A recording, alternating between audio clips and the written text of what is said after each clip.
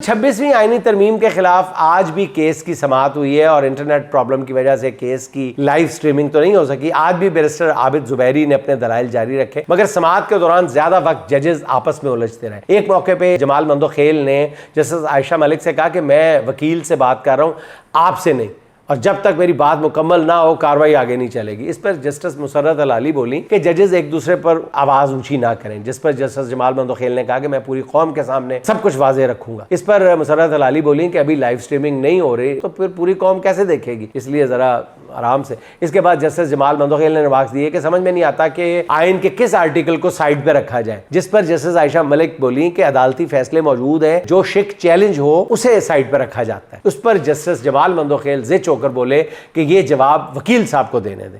एक मौके पर तो तलखी बहुत ज्यादा बढ़ गई। जस्टिस जमाल मंदोखेल ने कहा कि कोर्ट रूल्स के हवाले से 24 जजेस बैठे थे, उनके सामने रूल्स बने थे। फिर जस्टिस आयशा मलिक ने जवाब दिया कि सबके सामने नहीं बने थे, ना ना ना ऐसा नहीं है, मेरा नोट मौजूद है। इस पर जस्टिस जमाल मंदोखेल ने मीटिंग मिनट्स मंगवाने का कह दिया और रिमार्क्स दिए कि इसके बगैर ये केस आगे नहीं चलेगा जब तक ये मामला क्लियर नहीं होता। इस पर जस्टिस आयशा मलिक ने कहा तो फिर आप मीटिंग मिनट्स मंगवा रहे हैं ना। इस पर अटॉर्नी जनरल ने कहा कि ये जजेस का आपस का मामला है, इसको इस तरह यहाँ पे डिस्कस ना करें। जिस पर जमाल मंदोखेल ने कहा कि यहाँ मुझे झूठा साबित किया जा रहा है, मुझे झूठा कहा जा रहा है।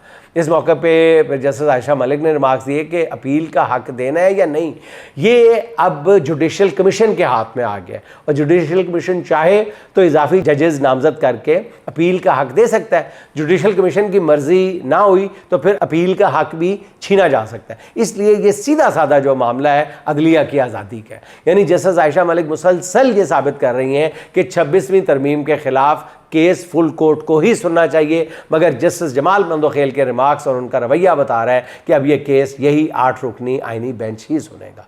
जजेस की इस नोक झोंक के दौरान केस की जो समाअत है नाज़रीन, वो कल तक मुलतवी कर दी गई है।